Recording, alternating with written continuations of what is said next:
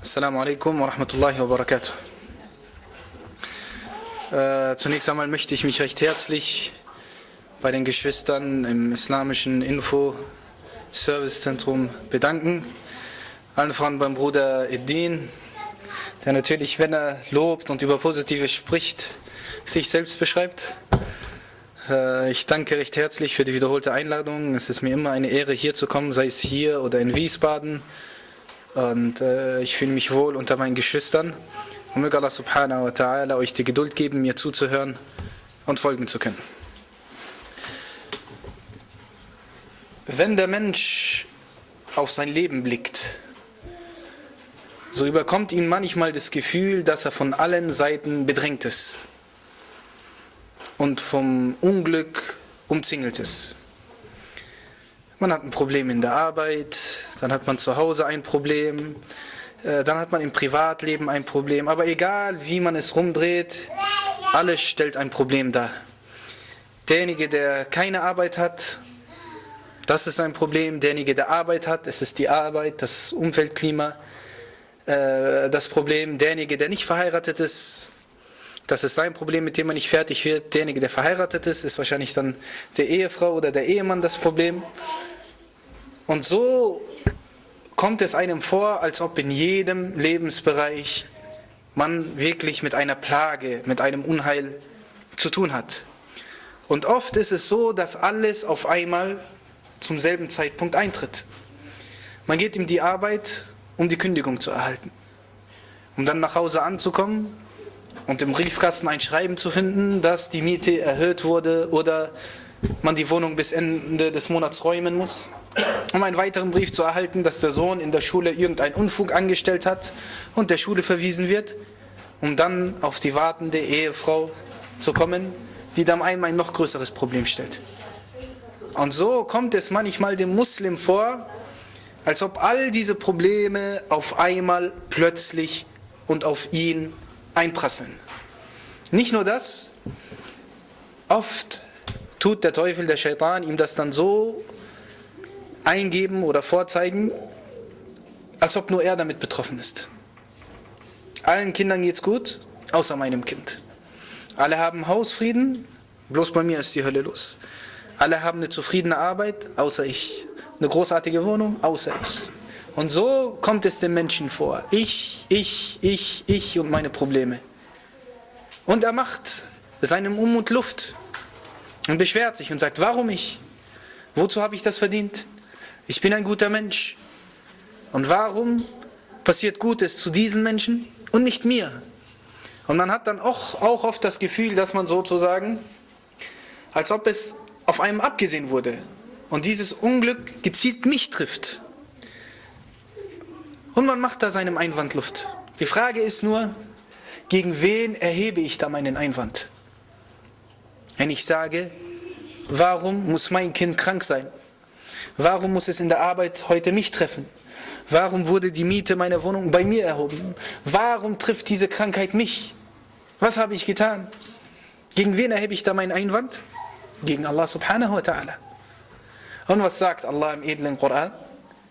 Er hat das Leben und den Tod erschaffen. Alladhi khalaqal mauta wal hayata liyabluwakum ayyukum ahsanu amala. Er hat Tod und Leben erschaffen, um zu prüfen, wer von euch der Beste in seinen Taten ist.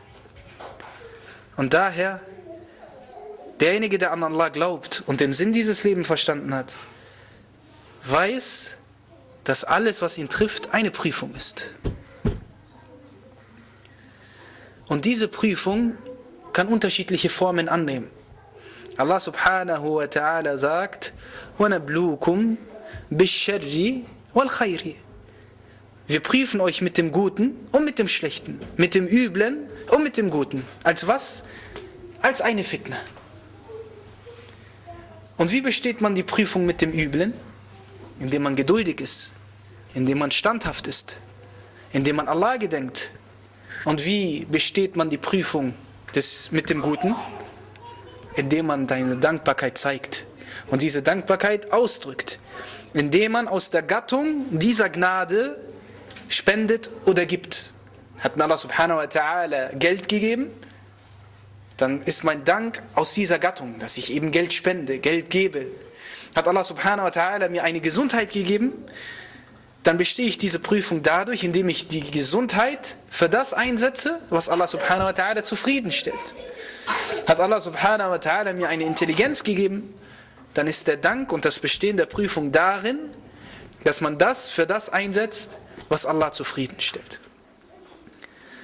Aber das ist für uns Menschen nicht genug. Was sagen wir? Es ist ja gut, dass Allah subhanahu wa ta'ala prüft. Das haben wir eingesehen, haben wir auch verstanden. Aber warum prüft Allah subhanahu wa ta'ala diese Menschen mit dem Guten und warum prüft er mich mit dem Schlechten? Ich habe nichts dagegen, soll er mich ruhig genauso wie er die mit dem Guten prüft, soll er mich auch mit dem Guten prüfen. Und das zeugt von einer fehlenden Beziehung zu Allah subhanahu wa ta'ala und von einem mangelnden Verständnis am Dien und an dieser Dunya. Denn es gibt zwei Sachen, die der Muslim beachten muss. Nämlich das erste ist, dass diese Dunya keinen Stellenwert hat bei Allah subhanahu wa ta'ala. Allah sagte, würde diese Dunya auch nur so viel ausmachen wie den Flügel einer Fliege. Wie viel wiegt der Flügel einer Fliege? Nichts. Hätte die Dunya nur dieses Gewicht bei Allah subhanahu wa ta'ala, so würde er keinem Ungläubigen auch nur einen Schluck Wasser gewähren. Aber sie ist nicht mal so viel wert. Ja, nicht mal wie das Gewicht einer Fliege, sondern wie das Gewicht des Flügels, des halben Flügels einer Fliege. Und daher gibt es sie dem, dem er mag und dem, dem er nicht mag. Der zweite Punkt, den der Mu'min begreifen sollte, ist, dass der Sinn und Zweck dieser Dunya die Prüfung ist. Und er jeden entsprechend seines Glaubens prüft. Je stärker der Glaube, umso stärker die Prüfung. Und wenn Allah subhanahu wa ta'ala mehr Standhaftigkeit findet und mehr Geduld findet und mehr Glaube in dir findet, wird was noch stärker und wird was noch intensiver? Die Prüfung. Und weil man mit dem Üblen geprüft wird, ist das noch lange kein Anzeichen dafür, dass der Mensch nicht in der Gunst Allah subhanahu wa ta'ala steht. Lass mich euch eine Frage stellen. Wer ist das beste Wesen, das jemals existiert hat? Das beste Wesen überhaupt. Ich rede nicht vom besten Menschen, sondern vom besten Geschöpf unter den Menschen und unter den Tieren und unter den Djinn und unter den Pflanzen. Der Prophet Muhammad sallallahu alaihi wasallam. Und wenn wir sein Leben betrachten, was stellen wir fest? Er ist auf diese Welt gekommen,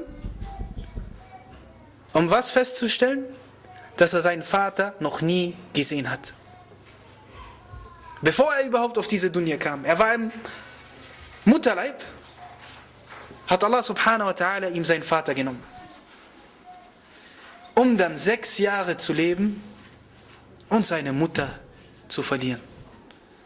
Mit 6 Jahren war der Prophet sallallahu alaihi wasallam ohne Vater und ohne Mutter. Ein Vollweise. Er hatte weder den Schutz noch die Obhut und sozusagen die Vaterfigur gehabt, die ihn dann den rechten Weg zeigt. Noch hatte er wirklich diese Mutterliebe und diese Gnade gehabt und eben diese Liebe, die nur die Mutter schenken kann. Beides wurde ihm genommen. Und diejenigen, die als Waisenkinder aufgewachsen sind, sei es, ob sie ihre Mutter oder den Vater verloren haben, wissen, wie schmerzhaft jedes ist. Und wissen, welche Fremde sie durchgehen. Es sind zwar die Bekannten da, die Cousins, die Freunde des Vaters, die dich dann auch immer ehren und achten, aber man merkt, wenn jeder mit seiner Familie da ist, man ist irgendwie wie ein Fremdkörper. Und das, was die Eltern einem geben, kann keiner ersetzen. Die Mutter kann niemand ersetzen. Egal wie sehr diese Person, die dann den Platz einnimmt, sich dafür eintritt. Mit 6 Jahren, ohne Vater und ohne Mutter. Um dann zu seinem Onkel zu gehen, zu seinem Großvater. Und dieser Großvater liebte den Propheten sallallahu alaihi wasallam über alles. Er war einer der angesehensten in Mekka. Und ihm wurde extra ein Platz in der Kaaba reserviert. Es gab einen Platz im Schatten der Kaaba, wo ein Teppich ausgelegt wurde. Und seine 10 Kinder saßen um ihn rum. Yani die 10 Kinder von Abdul Muttalib.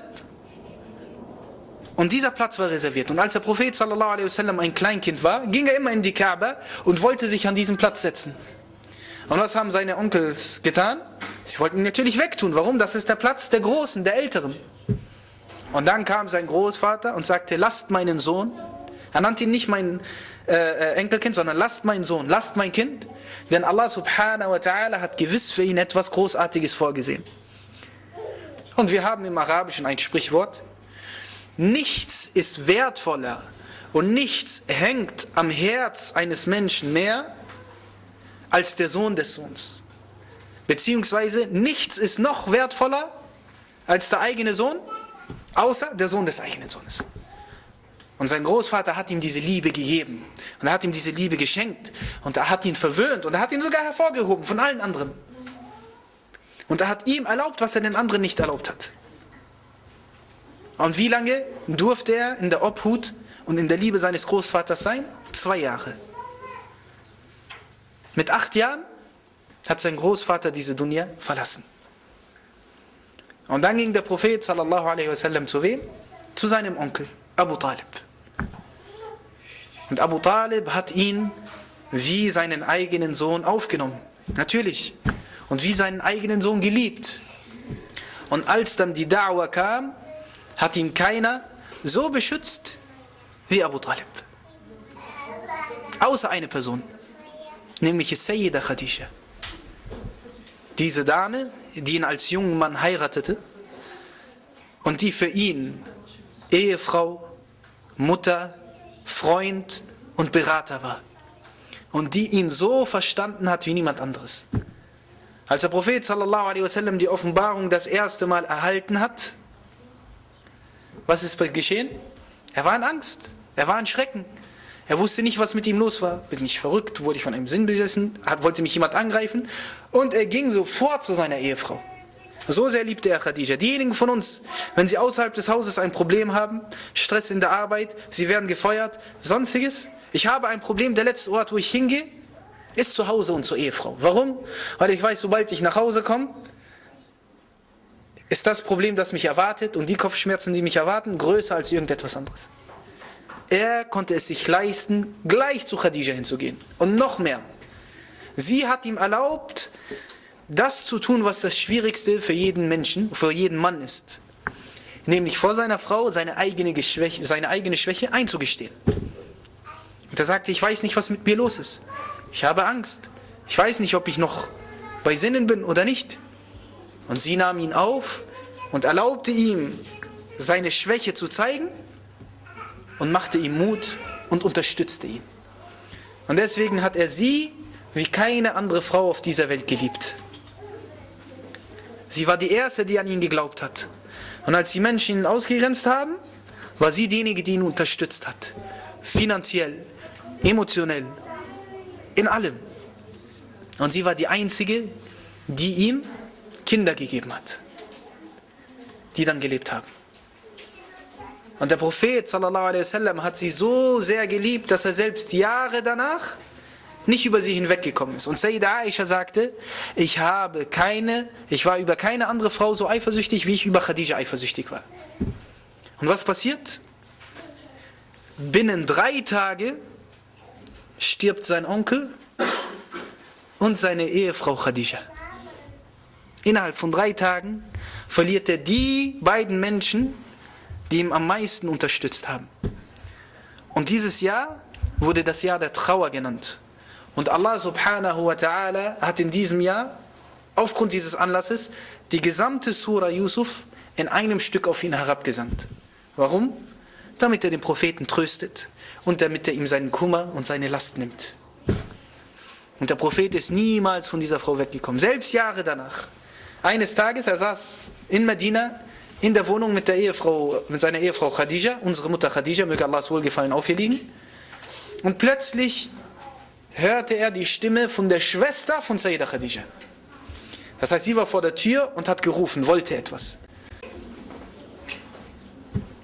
Was ist mit dem Propheten sallallahu alaihi wasallam geschehen? Er wurde sofort blass und die Farbe verschwand von seinem Gesicht. Warum? Weil er die Stimme hörte und an wen dachte? An Khadija. Das war ihre Schwester. Und als Sayyida Aisha das gesehen hat, wurde sie natürlich eifersüchtig und sauer und hat dann gesagt, du trauerst immer noch einer alten Frau nach, wo doch Allah dir eine bessere Frau gegeben hat. Und der Prophet sallallahu alaihi wasallam sagte ihr nein. Er hat Khadija nicht durch eine bessere Frau ersetzt. Sie war diejenige, die an mich geglaubt haben, als die Menschen mich für einen Lügner erklärten. Sie war diejenige, die mich unterstützte, als die Menschen mich ausgrenzten. Sie war. Das heißt, binnen weniger Jahre verlor er seine Eltern, seinen Großvater, seinen Onkel und seine geliebte Ehefrau. Und das hat nicht ausgereicht. Der Druck in Mekka wurde so groß, dass er seine Heimat verlassen musste und nach Medina geflohen ist. Und das hat nicht ausgereicht. Die Ungläubigen Mekkas wollten nicht loslassen. Was ist passiert? Innerhalb eines Jahres innerhalb 2 Jahren kam die Schlacht von Badr. Und der Prophet sallallahu alaihi wasallam ging raus, um sich zu verteidigen, um dann von der Schlacht von Badr zurückzukommen und was zu tun? Seine eigene Tochter Zainab zu begraben. Der Prophet sallallahu alaihi wasallam kommt von der Schlacht, in der er viele Freunde verloren hat, um nach Hause anzukommen und seine eigene Tochter zu begraben. Und das ist ein großer Schlag. Und das ist ein Schlag, den viele von uns durchgehen und die wenigsten davon sich erholen. Und das war nicht alles. Ein Jahr darauf war die Schlacht von Uhud. Und in dieser Schlacht ist wer gefallen? Sein geliebter Onkel Hamza. Und Hamza war derjenige, der auch für ihn wie eine Vaterfigur war. Er war lange Zeit kein Muslim, bis er dann einmal in Mekka aus der Schlacht zurückkam. Barakallahu fik. Er kam vom Jagen zurück und es war seine Gewohnheit, dass er dann immer, wenn er vom Jagen zurückkam, natürlich ins Heilige Haus, die Kaaba ging und den Götzen die Schlachtopfer gab. Und eine Frau sagte ihm dann, oh Hamza, wenn du vor kurzem hier gewesen wärst und gesehen hättest, was Abu Jahl mit dem Sohne deines Bruders, also mit deinem Neffen angestellt hat, würdest du das nicht auf dir sitzen lassen. Und er fragte sie, was ist geschehen? Sie sagte, dein Neffe saß im Schatten der Kaaba und Abu Jahl ging an ihm vorbei, blieb vor ihm stehen und beschimpfte ihn aufs Übelste. Da nahm Hamza seinen Bogen, ging auf Abu Jahl los, suchte ihn, wo er war, und schlug mit dem Bogen auf ihn ein. Und sagte ihm, redest du über ihn immer noch, wenn ich das mit dir mache? Traust du dich immer noch, ihn anzugreifen und zu attackieren und Übles zuzufügen, wenn ich ihn verteidige und wenn ich bezeuge, dass es keinen Gott gibt außer Allah und dass er der Gesandte Gottes ist? Und das war natürlich eine Geste, die dem Propheten sallallahu alaihi wasallam irgendwo Obhut gegeben hat. Er hatte 2 Fremden gehabt, die Fremde des Waisenkindes, des Waisenseins, und die Fremde, dass er ein Prophet war, der von seinem Volk verabstoßt wurde. Und der Schutz von Hamza hat ihm diese Fremde genommen. Und die Sahaba sagten, wir waren immer noch unterdrückt, bis Hamza und Umar den Islam annahmen. Und erst dann trauten wir uns wirklich, den Islam offenkundig zu praktizieren, an die Kaaba rauszugehen und gemeinsam zu beten. Dieser Hamza, der eine Vaterfigur, ein Freund und auch irgendwo eine Schutzfigur für ihn war, ist in der Schlacht von Uhud gefallen. Und es ging dann weiter, dass der Prophet sallallahu alaihi wasallam seine 2. Tochter und seine 3. Tochter verloren hat und 3 Söhne.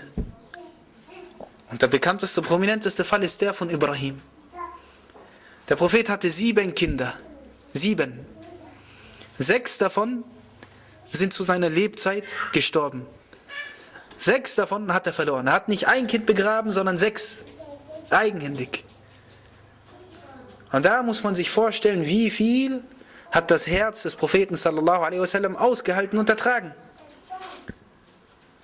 Und es wurde nicht ausgelassen. Er wurde in seiner Ehre verleumdet. Man hat über seine Ehefrau das gesagt, was man gesagt hat.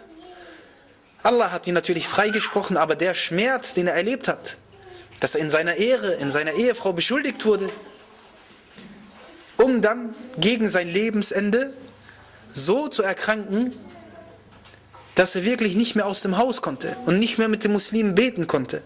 Und als ihn Sayyidina Ali und ein anderer Sahabi stützten, sagte er was?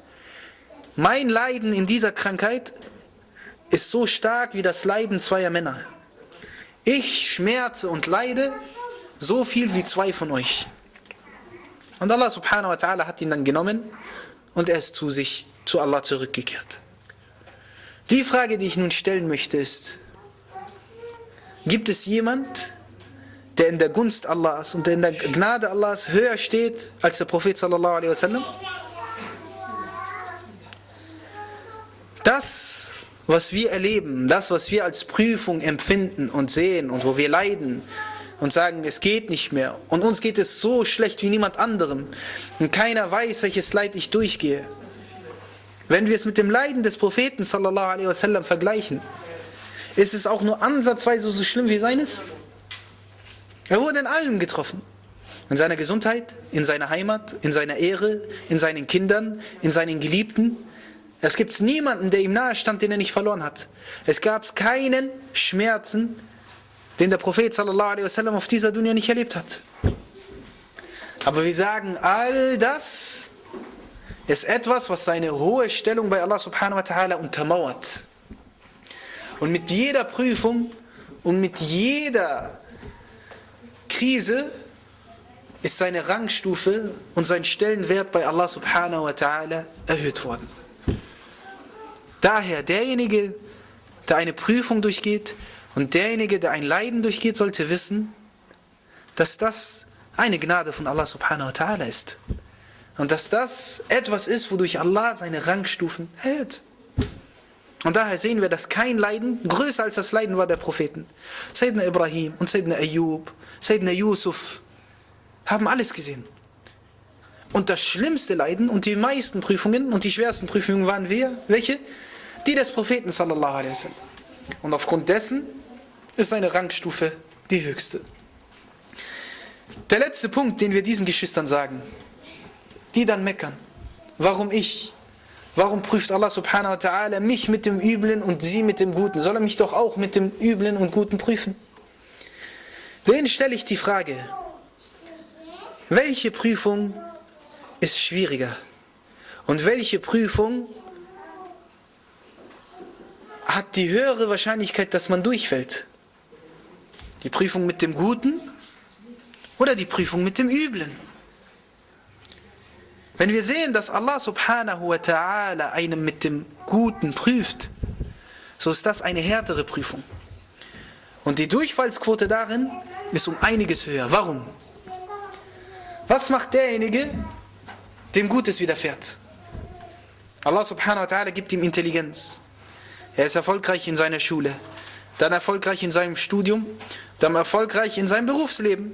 Dementsprechend hat er ein hohes Einkommen, dementsprechend einen guten Job, ein tolles Auto, ein großes Haus. Er ist beliebt bei den Menschen, jeder möchte gerne befreundet mit ihm sein und. Was macht dieser Mensch? Er sieht all diese Gnaden und lässt sich davon täuschen, weil er nicht die Wirklichkeit dieser Gnaden erkennt. Was sagt er? Er schreibt diese Gnaden sich selbst zu. Der sagt, ich habe ein gutes Zeugnis, weil ich intelligent bin. Ich bin erfolgreich im Leben, weil ich jeden Tag um 5 Uhr aufstehe und einen genauen Plan habe. Und dies und das und jenes. Und dann verfasst er Bücher und hat Bestseller und 10 Schritte zum Erfolg, wie ich es zur ersten Million geschafft habe. Er macht sich einen Namen, gibt Kurse, gibt Seminare, ist in der Gunst der Leute und redet dann darüber, wie er sich sein Glück eigenhändig gebaut hat und schreibt nichts und rein gar nichts Allah subhanahu wa ta'ala zu. Und vergisst, dass genauso wie Allah subhanahu wa ta'ala ihm all das gegeben hat, er ihm all das in einem Moment wegnehmen kann. Von heute auf morgen kann Allah subhanahu wa ta'ala dir deine Gesundheit nehmen. Und dann wollen wir sehen, was passiert. Wenn du auf andere Menschen angewiesen bist, wenn du nicht mal mehr eigenständig essen kannst oder deine Notdurft verrichten kannst. So schlimm ist das, dass Leute dich sauber machen müssen, weil du einfach nicht in der Lage dazu bist. Dann wollen wir sehen, wo deine eigene Leistung ist und wo deine Soft Skills und sonstigen Skills und Schlüsselqualifikationen sind. Das ist eben das, wo der Mensch Gefahr läuft. Dass er all das sieht und sagt, ich. Anstatt zu sagen, Alhamdulillah. Und alles Lob gebührt einzig und allein dem Allmächtigen. Und was wir da sehen, ist nichts von mir, sondern von ihm. Und daher sagten die Propheten, als sie all ihre Gnaden gesehen haben, Rabbi awzi'ni an ashkura ni'mataka allati an'amta alayya. O Allah, gib mir die Gnade, schenke mir das Bewusstsein, dass ich all diese Gnaden dir zuschreibe. Aber das vergisst der Mensch, weil all das ihn trügt und täuscht. Und er anfängt, sich selbst zu glauben und dem Lob der Menschen zu glauben. Du bist so toll und du bist so gut. Und er sagt, ja, ich. Und letztendlich wird er wie wer? Wie Iblis. Iblis war einer der Djinn. Und Allah subhanahu wa ta'ala hat ihn auf die Stufen der Engel hervorgerufen. Und was noch? Er machte ihn zu einem der Nahegestellten. Aber Iblis hat diese Gnade nicht erkannt. Und er hat nicht gesehen, dass das eine Huld und Gunst von Allah subhanahu wa ta'ala ist. Und als Allah ihm sagte, werfe dich vor Adam nieder, sagte er, nö. Weshalb? Ich bin besser als er. Ich bin Feuer und er ist aus Lehm. Und hat sich damit seinen eigenen Untergang niedergeschrieben. Daher die Prüfung mit dem Guten ist um einiges trickhafter und gefährlicher und trügerischer als die Prüfung mit dem Schlechten. Weil der Mensch vergisst und undankbar wird und dann vergisst alles Allah zuzuschreiben und ihm dafür zu danken. Während hingegen derjenige, den Allah subhanahu wa ta'ala mit dem Schlechten prüft, was geschieht bei ihm? Wenn Allah dir dein Augenlicht nimmt, deine Gesundheit nimmt, dir ein Kind nimmt, wenn du krank im Bett liegst, nicht aufstehen kannst, dann erkennst du die Realität des Menschen, dann weißt du, was du bist. Nämlich nichts, ein Niemand. Und dass du schwach bist und einzig und allein auf Allah subhanahu wa ta'ala angewiesen bist. Und diese Schwäche und diese Demut erweckt in dir das, was man den Inkisar nennt, die Gebrochenheit. Und die Gebrochenheit nicht vor irgendwem, sondern vor Allah subhanahu wa ta'ala. Und dass ich begreife und endlich einsehe, O Allah subhanahu wa ta'ala, ohne dich bin ich nichts. Und die Gnade, jeden Morgen gesund aufzustehen, ist wirklich die größte, die man haben kann. Und ohne dich würde ich sie niemals haben.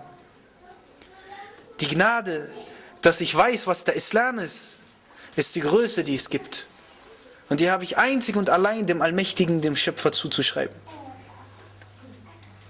Und du hättest sie mir nehmen können und ich wäre ohne dich nichts. Was wären wir ohne den Islam? Irre gegangen. Wir wüssten nicht, was richtig oder falsch ist. Gesteuert und gelenkt von unseren Trieben. Und es ist Allahs Gnade, dass er uns das geschenkt hat.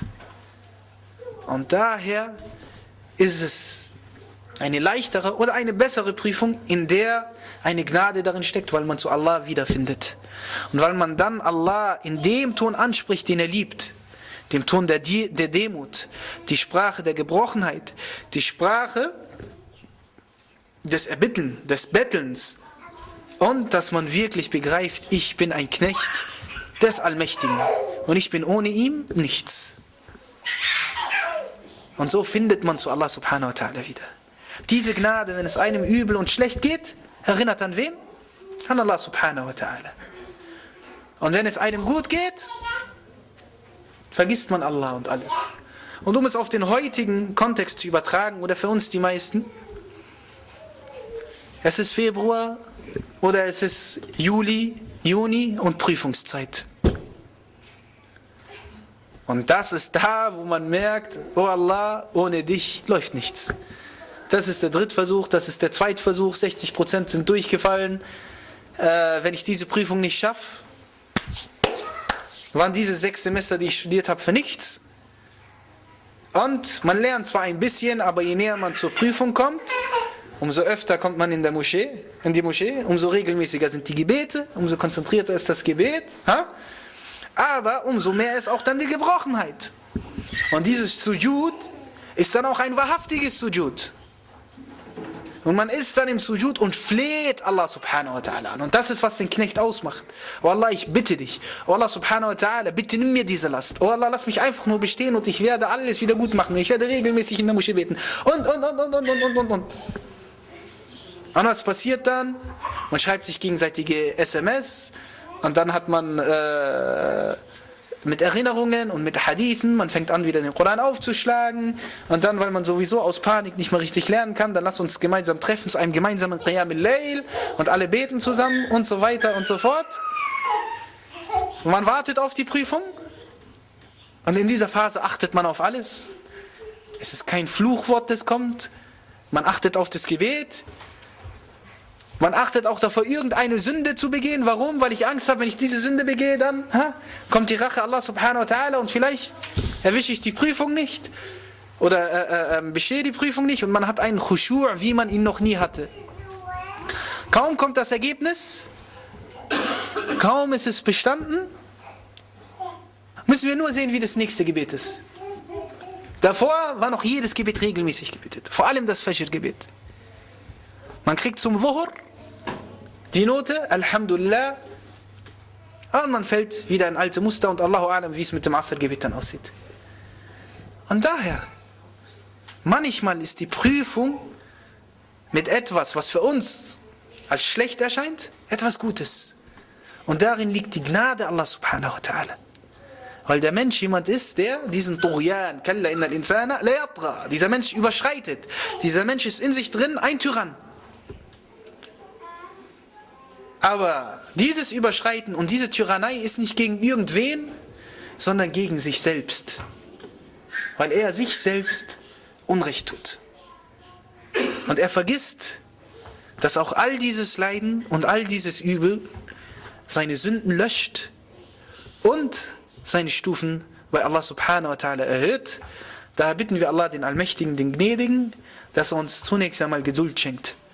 Und dass er uns die Prüfungen, all diejenigen Prüfungen, die uns gibt, erkennen lässt und sie bestehen lässt.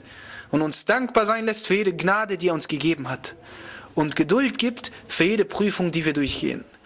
Und uns Erfolg im gesamten Leben schenkt der Rabbal Alamin. Ich sehe, viele von euch sind hier jung. Viele von euch sehen wie Studenten oder Abiturienten aus. Nicht alle, aber die meisten. Daher bitten wir, dass jeder von euch sein Semester erfolgreich besteht. Jede Prüfung, vor allem diese Monsterprüfung, wo man in die 2. und 3. Runde geht, inshallah erfolgreich besteht. Aber dass er uns dann auch für die Phase nach den Prüfungen Standhaftigkeit gibt. Und jeder von uns, den Allah subhanahu wa ta'ala geprüft hat, sei es in seinem Bruder, in seinem Vater, in seinem Sohn, in seinen Eltern, dass er ihm Standhaftigkeit und Geduld gibt. Und dass diese Prüfung seine Rangstufen bei Allah subhanahu wa ta'ala erhöht. Möge Allah unsere Taten annehmen, möge er uns vergeben, möge er unsere Herzen vereinen und möge er uns das Privileg geben, dass wir Ramadan erleben dürfen. Möge Allah uns den Rajab und Sha'ban segnen und uns Ramadan erreichen lassen und den gesamten Ramadan erleben lassen und dann am Ende, am Eid-Tag, welches der Festtag ist, als Gewinner, als Sieger rauskommen lassen und unsere Seelen auf ewig vom Höllenfeuer befreien. Barakallahu fikum, wassalamu alaikum wa rahmatullahi wa barakatuh.